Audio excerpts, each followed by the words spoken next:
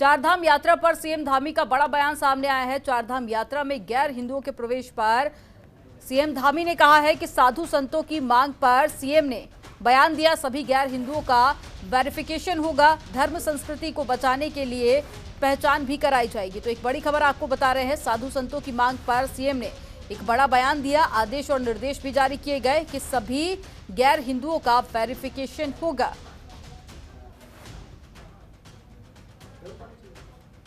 और ज्यादा जानकारी के साथ में संवाददाता हरीश जुड़ गए हैं। हरीश, क्या दिशा निर्देश मुख्यमंत्री ने जारी किए हैं? चारधाम यात्रा को लेकर गैर हिंदुओं के वेरिफिकेशन की बात कही गई है, तो गैर हिंदुओं में किन किन को शामिल किया गया है?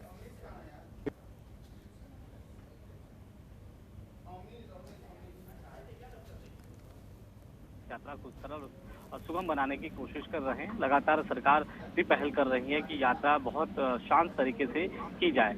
वहीं अगर बात करें तो कुछ दिन पहले ही जो तीर्थ पुरोहित हैं उन्होंने एक पत्र दिया था मुख्यमंत्री पुष्कर सिंह धामी को, जिसमें साफ तौर पे कहा गया था कि जो उत्तराखंड के जो धार्मिक स्थल हैं गंगोत्री, यमुनोत्री, बद्रीनाथ और केदारनाथ, यहाँ पर सिर्फ हिंदुओं के अलावा अन्य समुदाय के लोगों को जो प्रवेश है उनका वर्जित किया जाए।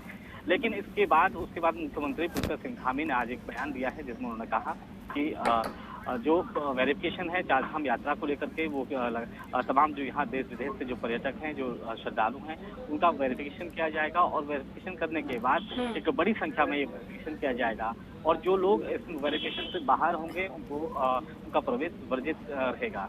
लेकिन खासतौर पर अगर बता दें तो ऋषिकेश में वेरिफिकेशन किया जाएगा। इसके साथ ही जो देहरादून का जो बॉर्डर एरिया है, जो यहाँ से यूपी से लगा हुआ इलाका है, आसरोड़ी चेक पोस्ट, वहाँ पे भी इसका वेरिफिकेशन लगातार किया जाएगा। उसके बाद जो पुलिस विभाग के पास एक बड़ी जिम्मेदारी सौंपने का काम मुख्यमंत्री ने की है और उसके बाद जो चारधाम यात्रा है वो बहुत जल्द शुरू होने वाली है। इसको लेकर के लगातार इस तरह के जो वेरिफिकेशन है वो किए जाएंगे। लेकिन अब माना जा रहा है, हालांकि उन्होंने बिल्कुल स्पष्ट तरीके से मुख्यमंत्री ने ये बात बिल्कुल साफ नहीं कही है, लेकिन कहीं न कहीं एक मंशा है कि सिर्फ जो हिंदू हैं लोग, हिंदू लोग हैं, उनका जो ही प्रवेश होगा वो इन चार धामों में किया जाएगा। हालांकि अब उत्तराखंड की बात करें, चाहे मसूरी हो या फिर धनौल्टी हो या फिर नैनीताल हो, इन जगहों पर भी अल्मोड़ा जैसी इन जगहों पर भी पर्यटक स्थल हैं और पर्यटक बहुत दूर दूर से लोग यहाँ पे यहाँ का जो सौंदर्य है उसको देखने के लिए, उसका लुत्फ उठाने के लिए यहाँ पहुँचते हैं। लेकिन हरीश, ये बताइए कि वेरिफिकेशन के मानक क्या तय किए गए हैं और साथ ही गैर हिंदुओं में किन किन जातियों को शामिल किया गया है, किन किन धर्म की यहाँ पर बात हो रही है? क्या किसी एक विशेष समुदाय की यहाँ पर बात हो रही है या फिर जो तमाम और भी धर्म है, जैसे कि जैन की बात कर ले, बौद्ध, पारसी, क्या उनका भी वेरिफिकेशन होगा?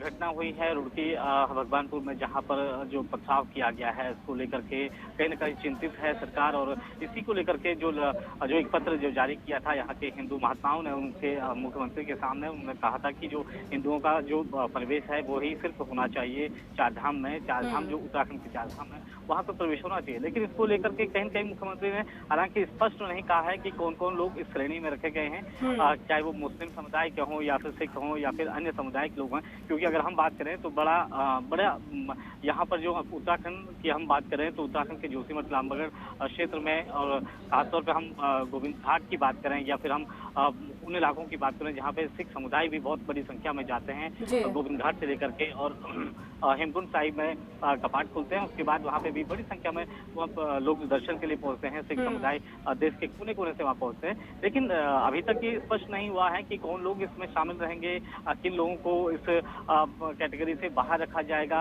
हालांकि अब माना जा रहा है कि जिस तरह से जो एक लेटर जारी किया गया था उसमें सीधे तौर पे हिंदुओं के लिए कहा गया था कि इनकी ओपन जो प्रवेश है वो होना चाहिए। लेकिन कहीं न कहीं उत्तराखंड एक पर्यटन के क्षेत्र में भी विकसित होता जा रहा है। जैसे मैंने आपको बताया कि चाहे वो मसूरी हो, नैनीताल हो या इन जगहों की अगर बात करें तो यहाँ पे हर समुदाय के लोग यहाँ का आनंद उठाने के लिए जाते हैं। हालांकि मुख्यमंत्री ने कहा है कि वो नहीं चाहते हैं कि किसी तरीके का हिंसा यहाँ पे हो और किसी तरह की जो चीजें हैं वो भड़कती नजर आए। इसी को लेकर के अब जो तैयारियां पहले से ही शुरू कर दी गई है। हरीश, ये बताइए कि जो साधु संतों की तरफ से मांग की गई थी, हालांकि उसे मान लिया गया है, लेकिन जो मांग उनकी तरफ से रखी गई थी उसको वैसे ही स्वीकार नहीं किया गया है, उसमें कुछ बदलाव हम इसे कह सकते हैं। तो ऐसे में साधु संतों की तरफ से किस तरह के रिएक्शन सामने आ रहे हैं? क्या वो इस फैसले का स्वागत कर रहे हैं या अभी भी कुछ मांगे ऐसी हैं जो साधु संतों की तरफ से की जा रही हैं?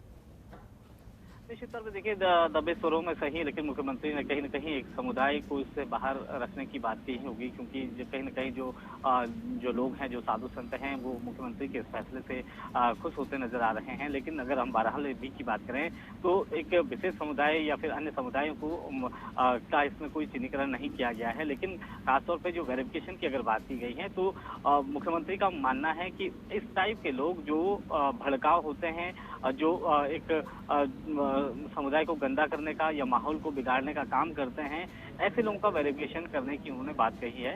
लेकिन अगर जैसे मैंने आपको बताया कि चार धाम में सिर्फ चार धाम, चाहे वो बद्रीनाथ हो या केदारनाथ हो, वहाँ पे सिर्फ हिंदू लोग ही पहले से प्रवेश करते हैं। इसके अलावा कोई दूसरा समुदाय इन धार्मिक स्थलों पर नहीं पहुँचता। लेकिन खास हम अगर नैनीताल की बात करें, मसूरी की बात करें, या हम अल्मोड़ा के इलाकों की बात करें, कौसानी की बात करें, तो इन जगहों पर चाहे वो हिंदू हो, सिख हो, कोई भी मुस्लिम हो, तमाम जो समुदाय हैं वो इन नज़ारों का आनंद लेने के लिए पहुंचते हैं। वाकई में इससे पर्यटन पर भी काफी ज्यादा असर देखने को मिल सकता है अगर वेरिफिकेशन में सख्ती होगी। आप बने रहिएगा, आगे भी आपसे अपडेट लेंगे।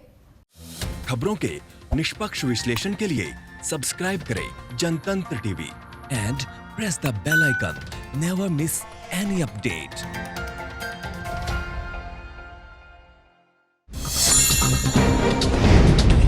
डाउनलोड कीजिए जनतंत्र टीवी ऐप को, जो कि अवेलेबल है गूगल प्ले और ऐप स्टोर पर। अधिक जानकारी के लिए अभी डाउनलोड करें।